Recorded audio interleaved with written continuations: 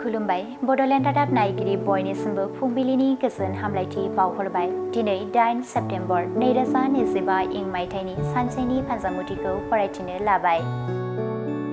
मेष राशि खामानि मावनो थाखाय गोबां खाबु मोनगोन, गोसो होनानै मावोब्ला जाफुंसारनो हागोन, गाहाम सान। वृष राशि नखराव सुखु गोजोन फैगोन, बयजोंबो अनज्लायना गोरोबलायनानै थानो हागोन, गोजोननि सान। मिथुन राशि नंखाय दाय साजायनानै गाज्रियै बानसावजानो हागौ, बायजोआव ओंखारोब्ला सांग्राङै सोलिनाया गोनां, गाज्रि सान। कर्कट राशि गिदिर खैफोद नुजाथिनो हागौ, गोबां दुखु दाहा सहायनांगोन, बायजोआव ओंखारोब्ला सांग्राङै सोलिनाया गोनां। सिंह राशि गोसोआव मोजां मोननायनि सानस्रिया जायगा लागोन, गावनि आंगो लोगोरिनि सायाव फोथायनाया बांसिनगोन, गाहाम सान।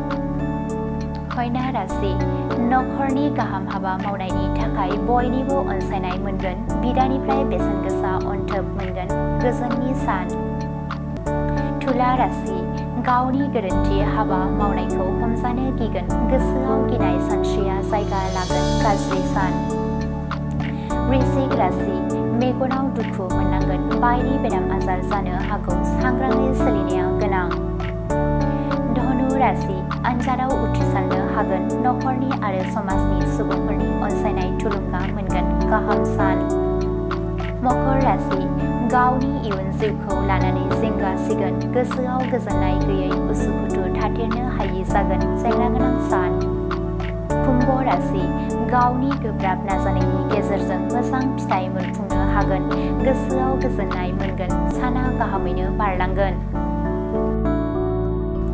मीन राशि नखराव रां रुफा माइ माइरं जोबस्रांगोन, गोबां दुखु दाहा सहायनांनो हागौ, गुबुननि मदद लायोब्ला गाहाम जागोन। दिनैनि राशि फरायथिनाया एसेनोसै, बेजों लोगोसेनो दिनैनि साना बुहुमनि साफ्रोमबो सुबुंफोरनि थाखाय गाहाम जाथों, बेनि थाखाय बड'लेण्ड रादाब नखरनि जानानै इसोरनि खाथियाव आरज गाबनाय थाबाय, गोजोन्थों।